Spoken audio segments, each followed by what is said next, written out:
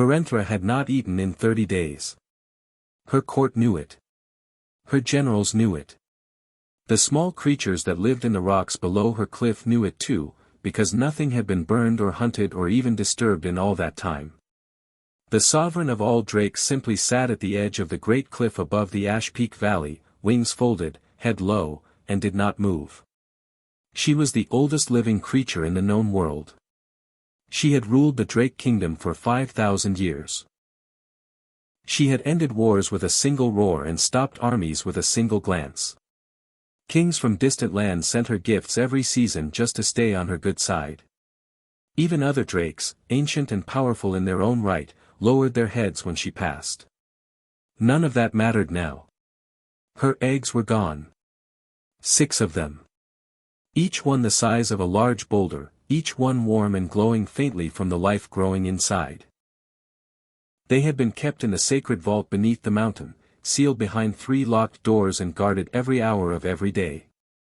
3 moons ago, the guards had changed shifts at dawn as usual. When the morning keeper entered the vault, the cradles were empty. The locks had not been broken. The doors had not been forced. The eggs were simply gone, as if they had never been there at all. Varenthra had felt it the moment it happened. She had woken from sleep with a pain in her chest so sharp and so sudden that she had cracked the stone floor of her chamber with her claws before she even knew she was awake. She had run to the vault herself. She had stood in the empty room and stared at the empty cradles for a very long time. Then the grief had set in. And after the grief, the silence. She had sent hunters. The best in the kingdom. They had come back with nothing. She had hired trackers from outside the kingdom, humans and elves and others who knew how to follow cold trails. Some came back empty-handed. Some did not come back at all. After the last group failed to return, Varenthra had stopped sending anyone. She had walked to the cliff and sat down. That had been 30 days ago.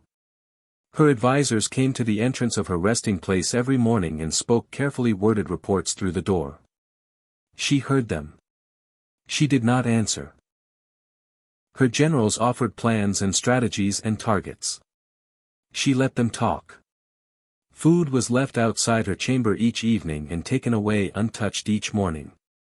The court had begun to whisper that the sovereign was fading. Not from illness. From grief.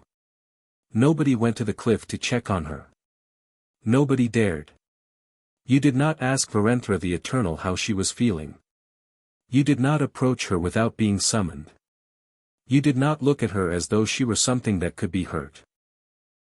So she sat alone at the edge of the cliff, and every few minutes a thin stream of embers drifted from her nostrils and floated out over the valley below, catching the light before they faded into nothing. She was not even angry anymore. Anger had come and gone in the first week. What was left was something much quieter and much heavier than anger. She missed them. That was all. She simply missed them.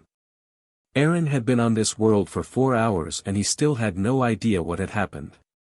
One moment he had been walking along the edge of his uncle's property in Wales, following the old stone wall through the tall grass the way he had done 100 times before.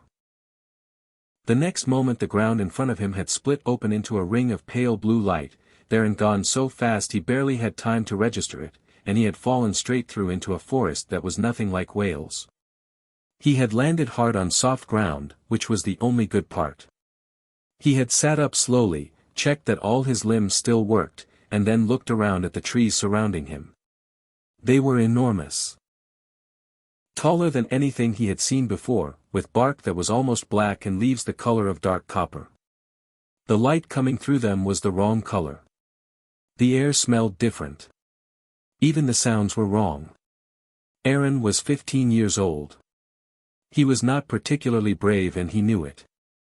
He was the kind of boy who thought carefully before doing things, who read instructions before building anything, who always checked the weather before going outside. He did not consider himself the adventurous type. But he was practical.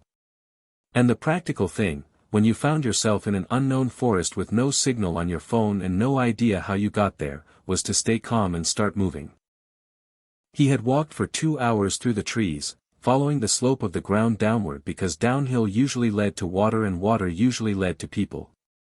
He had found a stream, followed it, and eventually come out of the tree lean at the base of a very tall cliff face. He had looked up and seen something sitting at the top of it. He could not make out exactly what it was from that distance. It was very large and very dark, and it had what looked like folded wings pressed against its sides. It was completely still except for the faint wisps of something, smoke, or light, or both, drifting from its face and floating slowly downward through the air. Aaron stood at the base of the cliff and looked up for a long time. The creature was not moving toward him. It was not making any sound. It was not doing anything at all, really, except sitting there at the edge of the cliff looking out over the valley with its head low and its whole body curved inward in a way that made it look, somehow, very small despite being enormous. Aaron knew that feeling. He had felt it himself, sitting in his room after his dog had died 2 years ago. That particular way a body folded in on itself when something was hurting on the inside. He looked at the cliff face. There was a rough path running up the left side, natural breaks in the rock that could be used as handholds. It would not be easy, but it was possible. He adjusted his pack and started climbing. It took him a long time. He slipped twice and scraped his hand once and had to stop halfway up to rest his arms. When he finally pulled himself up onto the wide flat ledge at the top, his legs were shaking and his lungs were burning. He straightened up. He pushed the hair out of his eyes. The creature was 40 feet away. Up close it was beyond anything he had words for, massive and ancient and dark red like the center of a fire, with claws sunk into the stone and a long neck curved downward and eyes that were closed. Aaron stood there catching his breath. Then he walked a little closer, stopped at a reasonable distance, and said in a perfectly ordinary voice. "Are you okay?" The embers stopped drifting. One enormous eye opened slowly and found him immediately, copper-colored and ancient and completely still. It looked at him the way a mountain looks at something standing at its base. Aaron did not run. He looked back. And Varenthra, sovereign of all drakes, ruler of the known world, said nothing, because in 5,000 years, not one creature had ever stood before her and asked that question. Nobody in the throne hall had ever seen anything like it. A human boy. Standing in the center of the great drake court, with no chains on his wrists and no guards holding his arms, just standing there with a traveling pack on his back and dried mud on his boots, looking around at the enormous stone hall with calm, curious eyes. The advisors were furious. There were 6 of them, old drakes with dark scales and long memories, seated on their stone perches along the sides of the hall. The moment Aaron had been walked in by Varenthra's personal guard, all 6 had started talking at once. Their voices were deep and rough and they spoke in the common tongue so the boy would understand exactly what they thought of his presence. "This is an insult to the court. A human child, here, without permission, without summons. Remove him immediately. He should not be breathing the same air as the sovereign." Varenthra walked past all of them without looking at any of them and lowered herself onto her stone throne at the far end of the hall. She settled her wings, lifted her head, and said one word. "Enough." The hall went silent. She looked at Aaron. He was looking back at her without flinching, which still surprised her. Most humans, when brought into the full throne hall with its towering black walls and its carved images of ancient drakes and its smell of old fire and old power, forgot how to stand up straight. This one just stood there as if he were waiting for a bus. "You asked me a question on the cliff," Varenthra said. Her common tongue was perfect, deep and slow and very clear. "I will now ask you one. Who are you and where do you come from?" It was not really a question. It was a command shaped like one. Aaron answered simply. His name was Aaron. He was 15. He came from a place called Wales, which was a small country on a planet called Earth, and he had fallen through something in the ground that morning and landed here. He did not know how it had happened. He did not know how to get back. He was not a soldier or a hunter or a scout. He was just a boy who had been walking along a wall. One of the advisors made a contemptuous sound. It expects us to believe it arrived by accident. I don't expect anything, Aaron said, turning to look at the advisor. I'm just telling you what happened. The advisor stiffened. Drakes were not spoken to directly by humans in this hall. Not like that. Not in that calm, unbothered tone. Varenthra watched this with something close to interest. You will tell me, she said to Aaron, why you climbed that cliff. Aaron thought about it for a moment before answering. Because you looked like something was wrong, he said. And there was nobody else up there with you. The hall was very quiet. Varenthra studied him for a long time. Then she did something none of her advisors had seen her do in 30 days. She exhaled slowly, and the tension in her massive frame eased, just slightly, like a fist opening halfway. Something is wrong, she said. My eggs were stolen. 6 of them. 3 moons ago. She told him everything then. Not because she had planned to. Not because she trusted him. But because he was sitting on the stone floor listening with his full attention, elbows on his knees, and something about the way he listened made the words come out. She told him about the sacred vault, the locked doors, the guards, the morning the keeper had walked in and found the cradles empty. She told him about the hunters she had sent, the trackers, the dead ends. She told him the eggs were still alive. She could feel that much, a faint warmth at the edge of her awareness, but growing fainter. When she finished, Aaron did not say he was sorry. He did not say it was terrible or awful or that he could not imagine. He just nodded slowly, looking at the floor, thinking. Then he looked up and said, "Can I ask some questions?" An advisor hissed. "It wants to question the sovereign's account."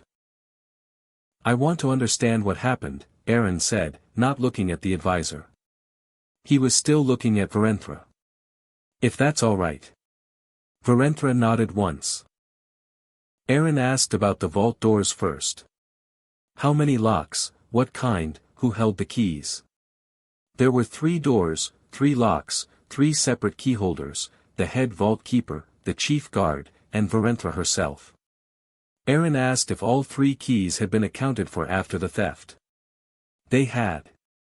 He asked if the locks had shown any signs of tampering. They had not. He asked about the guards. How many, what were their shift patterns, had the pattern changed recently? The shift pattern had not changed in 200 years. Aaron nodded at that. Then he asked about the egg-warming cycle. Varenthra's eyes narrowed slightly. What do you know about the warming cycle? Nothing yet, Aaron said. That's why I'm asking. The head advisor leaned forward. The eggs require a precise temperature adjustment every 6 hours. The cradles were built to do this automatically, but the cycle must be manually reset by a keeper with knowledge of the sequence. The sequence changes every moon. Aaron was quiet for a moment. So the thief would have needed to know the current sequence. Otherwise the eggs would have gone cold during transport and they would have known something was wrong. Nobody said anything. And the sequence, Aaron continued carefully, only people inside this court know it? The advisors looked at each other. Varenthra was very still. The sequence, she said slowly, is known only to the vault keepers and the court advisors. Then whoever took them, Aaron said, didn't guess their way in. They knew the cycle. They knew the shift pattern. They knew the locks well enough not to leave marks. He paused. This wasn't someone breaking in from outside. This was someone who already knew how everything worked. The throne hall erupted. 3 advisors spoke at once, their voices rising, their wings flaring. The suggestion was outrageous. The idea that someone inside the court could be responsible was offensive and dangerous, and the human boy was obviously an ignorant outsider making accusations he had no right to make. Aaron sat on the floor and waited for the noise to stop. Varenthra raised one claw. Silence fell immediately. She looked at Aaron for a long time. He looked back. He did not look proud of his conclusion. He did not look like he was showing off. He looked like someone who had just found one piece of a puzzle and knew there were many more pieces left. My hunters missed this, she said. They were probably looking outward, Aaron said. Looking for who broke in. I just asked who already had the key. Varenthra was quiet for a long moment. Then she turned to her chief advisor, whose expression had gone from fury to something more complicated. The boy investigates, she said. Sovereign, this is. The boy investigates, she said again, and her tone made it clear that the conversation was finished. She looked back at Aaron. For the first time in 30 days, there was something in her eyes that was not grief. It was not quite hope. But it was something. You will have full access, she said. Do not waste it. Aaron nodded and stood up, brushing dust from his trousers. I won't, he said. Gareth did not want to be there.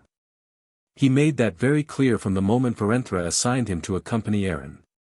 He had stood in the throne hall with his dark green scales and his crossed arms and his expression that said, plainly and without any attempt to hide it, that escorting a human child through a city was the single most insulting task he had been given in 300 years of service. He did not say this out loud. Varenthra was still in the room. But the moment they were outside the mountain and walking the road south toward Dorvan, he said it. I am a decorated warrior of the Sovereign's Guard, Gareth said, his voice low and rough. I have fought in 4 border wars. I have held the Eastern Pass against a force 3 times our size. And now I am walking a road with a child who is not even from this world. Aaron adjusted the strap of his pack. That sounds frustrating, he said. Gareth looked at him sideways. It is. Well, Aaron said, hopefully it won't take long. Gareth made a sound that was somewhere between a growl and a sigh and said nothing else for the next 2 hours. Dorvan was not a pleasant city. It sat at the mouth of a wide river where it met the sea, and it had grown up around the docks over hundreds of years in the way that cities grow when nobody is really planning them. Crooked streets, buildings leaning against each other for support, alleyways that turned into dead ends without warning. Everything smelled of salt water and old fish and smoke from 100 different fires. The people who lived there were the kind of people who did not ask too many questions and did not answer too many either. It was exactly the kind of place where 6 stolen eggs might pass through without anyone officially noticing. Gareth attracted attention the moment they entered the city gates. He was 9 feet tall, covered in dark green scales, and walked like something that was used to having space cleared for it. People pressed themselves against walls. Market stalls went quiet. A cart horse saw him coming and immediately tried to go in the opposite direction.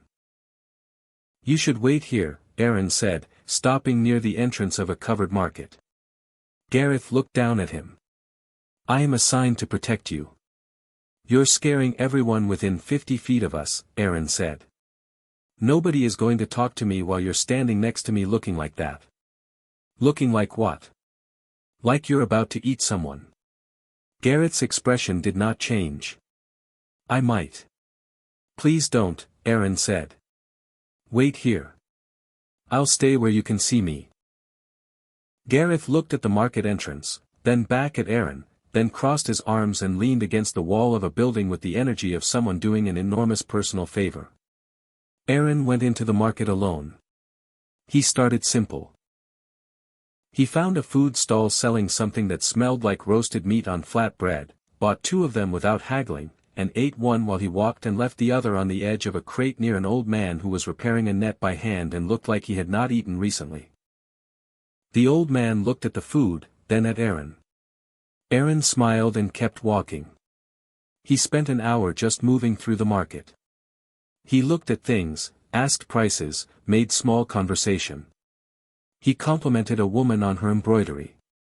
He helped a young boy who had dropped a basket of vegetables pick them up off the ground. He was not in a hurry and he did not look like someone searching for anything. People relaxed around him. That was the thing about being a 15-year-old boy with a plain face and an ordinary manner. Nobody looked at him and saw a threat. Nobody looked at him and saw someone worth lying to carefully. He was just a young traveler passing through, curious and polite and completely unthreatening. By the second hour he had learned 3 useful things without asking a single direct question. He had learned that Dorvan's eastern docks handled most of the unusual cargo that passed through the city. He had learned that there was a particular dock supervisor named Fred who was known for not asking what was inside sealed crates. And he had learned that the tavern nearest the eastern dock was where most of the dock workers ate their evening meal. He went back to Gareth. "Eastern docks," he said. "Tonight." Gareth pushed off the wall. "What did you find?" "Not enough yet. But enough to know where to look next." They waited until evening. Gareth waited outside the tavern because there was no realistic way to fit him through the door without removing part of the frame. Aaron went inside, found a seat at the long common table, ordered something warm to drink, and waited. The dock workers came in gradually, in groups of 2 and 3, tired and loud and glad to be off their feet. Aaron listened to 4 separate conversations before he found the right one. 2 men at the end of the table talking about a cargo run from 40 days ago that had paid unusually well and asked unusually few questions. Aaron picked up his cup, moved casually down the bench, and sat near them. He did not jump into their conversation. He waited. He laughed once at something one of them said even though he only half understood it. He let them notice him in a comfortable, non-threatening way. Eventually one of them, a broad man with weathered hands who introduced himself as a dock worker on the eastern pier, nodded at Aaron and asked where he was traveling from. Aaron told him a simplified version of the truth. He was from far away, trying to trace a shipment that had passed through Dorvan about 40 days ago. 6 large crates, sealed, kept warm somehow. The dock worker was quiet for a moment. His friend looked at his cup. Aaron waited. "That's not the kind of cargo people usually ask about after it's gone," the dock worker said carefully. "I know," Aaron said. "I'm not trying to cause trouble for anyone here. I just need to know where it went." Another pause. Aaron did not push. The dock worker looked at him for a moment, seemed to decide something, and said quietly, "Shattered Isles." "That cargo went to the Shattered Isles, special pickup, private vessel, no manifest. The man who arranged it. People around here call him the Collector. Nobody knows his real name. Nobody asks." Aaron nodded slowly. "Thank you," he said simply. He finished his drink, left a generous coin on the table, and walked out. Gareth was waiting in the shadow of the building across the street. "Well?" "Shattered Isles," Aaron said. "Someone called the Collector." He did not wait for Gareth's response. He pulled a small folded paper from his pack, the Sovereign's communication paper, which Ferenthra's court had given him before he left. Wrote 4 words on it, and pressed his thumb to the corner the way he had been shown. The paper dissolved into a thread of light and was gone. Gareth watched this and then looked at the sky. They both waited. 40 minutes later the temperature dropped. Then the stars above the eastern side of the city disappeared, one section at a time, as something very large moved across them. Then another. Then 4 more. People in the street stopped and looked up. Gareth straightened slowly and something changed in his posture. The irritable slouch was gone, replaced by something that looked almost like pride. Ferenthra descended through the clouds with her full flight guard behind her, 6 drakes in formation, moving with quiet and absolute purpose. She landed in the open ground outside the city gates with a sound like a controlled earthquake and folded her wings and looked at Aaron with eyes that were no longer dark with grief. They were focused. "Show me where," she said. Aaron pointed east, toward the sea. The Shattered Isles were not a welcoming place. They were a broken chain of rocks and cliffs rising out of a gray sea, connected by narrow land bridges that flooded at high tide and disappeared completely in bad weather. The largest island had a fortress built into the rock itself, its walls the same dark stone as the cliffs around it, so that from a distance it looked less like a building and more like the island had simply grown upward in an unpleasant direction. Varenthra's flight guard circled high above the cloud line, hidden from view. She had agreed to wait. It had taken Aaron and Gareth 10 minutes to convince her, and even then she had only agreed because Aaron had pointed out, very calmly, that a direct assault before they knew where the eggs were being kept could end badly for the eggs themselves. She had not liked hearing that. But she had listened. Now Aaron stood at the waterline on the island's eastern side, looking at the base of the fortress wall where the sea met the rock. There was a gap there, a tunnel, really, where the water moved in and out with each wave. It was roughly the size of a large dog door. Gareth stood behind him, looking at it with open contempt. "You will fit," Gareth said. "I will not." "That's the idea," Aaron said. "And if something goes wrong inside?" "Then I'll find another way out," Aaron said. He pulled his pack off, removed everything he did not need, and kept only a small light stone that one of Varenthra's guards had given him, a folded cloth, and the communication paper. He tucked them into his jacket pockets. Gareth looked at him for a moment. "Do not die," he said. "The sovereign would be displeased." "Noted," Aaron said, and lowered himself into the cold water. The tunnel was tight and dark and smelled strongly of seaweed and old salt. Aaron pulled himself through it with his elbows, keeping his face up, feeling the cold water soak through his jacket. The light stone gave off just enough pale glow to see 2 feet ahead. The sound of the sea echoed strangely around him, loud and then muffled and then loud again. It opened up after about 30 feet into a drainage chamber inside the fortress foundations. Aaron pulled himself out onto the wet stone floor and lay there for a moment catching his breath. Then he got up, squeezed the water from his sleeves as best he could, and looked around. Stone steps led upward from the corner of the chamber. He took them. The inside of the fortress was not what he expected.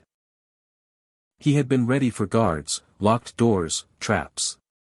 There were none of those things. The corridors were quiet and dusty and lit by old lamps that needed replacing. Several rooms he passed were completely empty. The whole place had the feeling of somewhere that had once held many people and now held very few.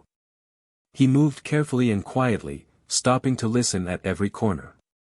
He heard, after a few minutes, a sound from somewhere above him. A low, steady hum, like something vibrating at a frequency just below what the ear could properly catch. He followed it upward through 2 more flights of stairs and along a corridor that ended in a heavy wooden door. Aaron pressed his ear against it. The hum was coming from the other side. And beneath the hum, very faintly, something else, a warmth. A gentle, steady warmth that had no business being in a cold stone fortress on a cold stone island in the middle of a gray sea. He opened the door slowly. The room beyond was large and circular, with a domed ceiling and wide stone shelves running along the walls. On the shelves were hundreds of objects, jars, bones, crystals, folded maps, things Aaron could not name. In the center of the room, suspended in a cradle of twisted silver metal that glowed faintly at its joints, were 6 eggs. They were exactly as Varenthra had described. Large, dark, with a faint warmth radiating outward from their surfaces. Aaron could feel it from the doorway. He stood very still and watched them for a moment and felt something loosen in his chest with relief. They were alive. All 6. He could see the faint pulse of light moving beneath the shells. "You should not be here." Aaron turned slowly. An old man stood in a doorway on the far side of the room that Aaron had not noticed. He was thin and slightly bent at the shoulders, with white hair and a plain gray robe and hands that shook slightly at his sides. He did not look dangerous. He looked tired. He looked, if Aaron was being honest, like someone's grandfather who had not been sleeping well. "Neither should those," Aaron said, nodding toward the eggs. The old man looked at the eggs and something crossed his face that was not triumph or pride. It looked closer to guilt. His name was Walter. He told Aaron this without being asked, as if the question had already been in the air. He was a mage. He had spent 40 years studying the properties of drake eggs, not to harm them, he said quickly, not to open them or use them up. He believed the warmth they produced, the particular kind of energy that kept a developing drake alive inside the shell, could be redirected. Channeled. Used to heat the water supply of a city that was dying. Aaron listened without interrupting. Walter's city was 3 weeks east by sea. It had been built around a thermal spring that had gone cold 8 years ago. Without the spring, the water froze from the inside out each winter. People had been leaving for years. The ones who remained were old or too poor to go anywhere else. Last winter, 14 of them had not survived the cold. Walter had spent years looking for another way to heat the water. Drake egg energy was the only thing he had found that was strong enough and stable enough to work. He had not wanted to steal. He had sent letters to the Drake court for 3 years asking for a meeting, asking to explain, asking for help. None of his letters had received a reply. Aaron was quiet for a moment. "So you took them," he said. "I ran out of time," Walter said. "Another winter is coming." Aaron looked at the eggs. Then he looked at Walter. Then he reached into his pocket and pressed his thumb to the communication paper. Varenthra came through the fortress wall. Not the door. The wall. Stone and mortar exploded inward and she pushed through the gap with her wings folded tight and her eyes burning and the sound of her breathing filling the entire room like a furnace. Her flight guard came in behind her through the hole she had made. Gareth was with them. Walter stumbled backward. His back hit the shelf behind him and several jars fell and shattered on the floor. He was shaking visibly. Varenthra's eyes went to the eggs first. She made a sound that was not words, low and deep and complicated, relief and fury mixed together into something that had no name. Then her eyes moved to Walter and the relief disappeared entirely. She drew breath. Aaron stepped in front of Walter. He just walked forward and stood between the old man and the sovereign of all drakes, with his wet jacket and his muddy boots and his arms at his sides. Varenthra stopped. She looked down at Aaron with eyes that were full of fire. The heat coming off her was intense enough that Aaron could feel it on his face from 10 feet away. Behind him he could hear Walter breathing in short, frightened bursts. "He took them," Varenthra said. Her voice was very quiet. Quiet was worse than loud. "He did," Aaron said. "And he was wrong to do it. But he did it because his people are dying and he had no other options left. He wrote to your court for 3 years and nobody answered." A long silence. "That does not excuse." "I know it doesn't," Aaron said. "I'm not saying it does.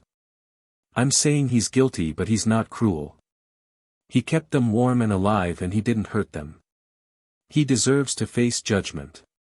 He paused. "He doesn't deserve to die in this room."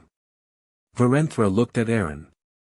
At the small human boy standing in front of her fire with no weapon and no armor and no intention of moving. The fire in her eyes did not go out.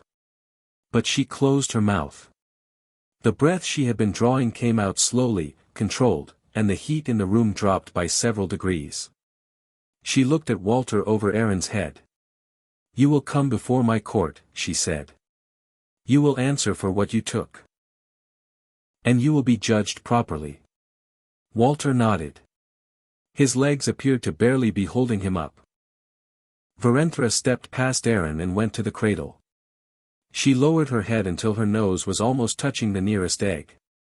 She stayed like that for a long moment, completely still, and the whole room was silent around her. Then she straightened, looked at Aaron, and said nothing. She did not need to. The first egg hatched 3 days after they came home. Aaron heard it from the corridor outside the sacred vault. A sharp cracking sound, then a pause, then a high, clear cry that echoed through the stone walls of the mountain and down every passage and into every room. It was a small sound compared to the deep voices of the adult drakes around him. But it filled the mountain in a different way. It filled it the way light fills a room when someone opens a curtain that has been closed for a long time. He stood in the corridor and listened and felt a quiet happiness that had no particular shape to it. By the following morning all 6 had hatched. The mountain changed after that. The silence that had pressed down on everything for 30 days lifted completely, replaced by the sounds of the court moving again, drake voices, wing beats, the heavy footsteps of guards changing shifts, advisors talking in the halls. Fires were lit in the outer chambers. Food was prepared. The whole place woke up the way a living thing wakes up after a long and difficult sleep. Varenthra did not leave the vault for the first full day. Nobody disturbed her. Nobody needed to be told not to. Aaron spent that day quietly. He ate a proper meal for the first time since arriving on this world. He washed his jacket and hung it to dry near one of the warming vents in the lower corridor. He sat with Gareth for a while in the outer courtyard, and they did not talk very much, which suited them both fine. At one point Gareth looked sideways at him and said, with great difficulty and obvious discomfort, that Aaron had done a reasonable job in Dorvan. Aaron said thank you. Gareth made a noncommittal sound and looked away. It was the nicest thing Gareth had said to him, and Aaron understood that it was also probably the nicest thing Gareth had ever said to anyone. On the second morning a message came from the Eastern Border Scouts. A rift had opened near the Cold Marsh boundary, 3 days' travel east. It was pale blue, they said. It pulsed in a slow rhythm. It had appeared at dawn and was still open. The scouts did not know what it was, but they had sent word because strange things from outside the world were currently of interest to the court. Aaron read the message twice. Pale blue. Slow pulse. Just like the one in Wales that had brought him here. He sat with the message in his hands for a while. Then he folded it carefully, put it in his pocket, and went to find his pack. He did not tell many people he was leaving. He told Gareth, because Gareth would notice immediately and deserved to hear it directly. Gareth listened without expression, then nodded once, then looked at a point somewhere above Aaron's left shoulder for a moment in a way that suggested he was experiencing a feeling he had not planned on experiencing and was not pleased about it. The rift may close before you reach it, Gareth said. I know, Aaron said. You may not get another chance for some time. I know that too. Gareth was quiet. Then he said, you did well. For a human. Aaron smiled. High praise. Gareth made the noncommittal sound again. But when Aaron picked up his pack and turned to go, Gareth stood up straight and pressed one fist to his chest, a Drake salute, the kind given between equals. Aaron had not known that until one of the court attendants had quietly explained it to him the previous evening. He pressed his own fist to his chest in return. Gareth said nothing else. He sat back down and looked at the courtyard wall and did not watch Aaron leave, which Aaron suspected was its own kind of kindness. He was halfway down the mountain path when he heard the sound behind him. Not footsteps. Something larger.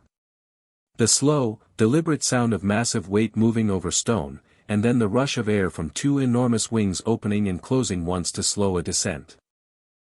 Varenthra landed on the path ahead of him. She had come around the mountain from above, cutting off the path without hurry.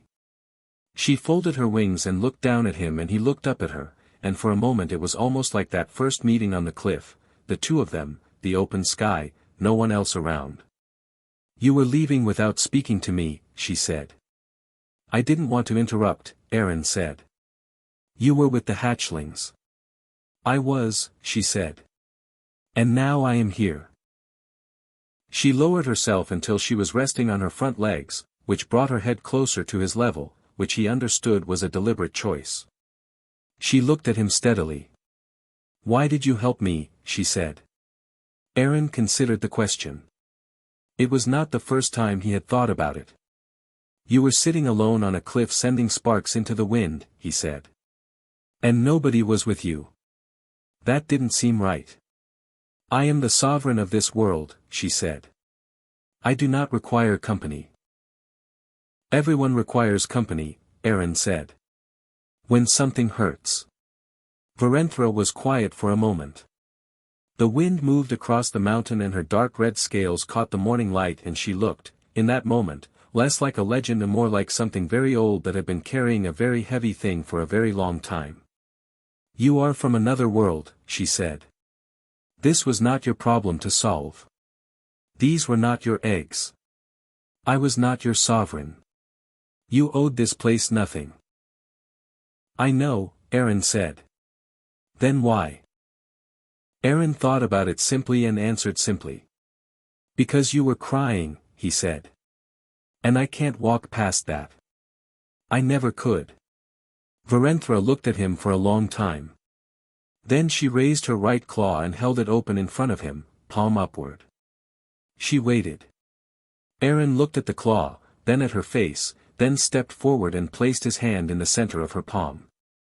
She closed her claw gently around his hand, just the fingertips, careful and precise. And he felt a warmth move from her scales into his skin. Not painful. Not sudden. It moved the way heat moves through a cold cup when you wrap your hands around it, slow and deep and thorough. It settled in the center of his chest and stayed there, steady and quiet, like a small fire that had decided to live there permanently. She opened her claw and he stepped back. He looked down at his chest. Through his jacket he could see a faint glow, ember-colored, slow and rhythmic like a second heartbeat. My sovereign mark, Varenthra said. In Drake law it means one thing. This one is mine to protect. In any land. In any world. In any lifetime. She paused. If you are ever in danger, that mark will be felt by every Drake in existence. And they will come. Aaron looked up at her. He did not have words for what he felt. So he did not try to find them. He just nodded. Varenthra straightened up slowly and looked east, toward the direction of the border. The rift will hold, she said. I have asked it to. Aaron blinked. You can do that? I am the sovereign, she said simply. He laughed once, quietly, and picked up his pack properly and settled it on his shoulders. He looked up at her one more time. She was already looking down at him. Thank you, he said. For letting me help. Varenthra said nothing for a moment. Then, very quietly, she said, thank you for climbing the cliff. Aaron turned and walked east down the mountain path. The ember in his chest moved with him, warm and steady. Behind him he heard the great rush of wings as Varenthra lifted into the sky. He did not look back. He did not need to. He walked for 3 days and found the rift exactly where the scouts had said it would be, pale blue, slow pulse, humming faintly at the edge of hearing. It looked exactly like the one in Wales. He stood in front of it for a moment. He pressed one hand to his chest and felt the warmth there, steady as ever. Then he stepped forward into the light and went home.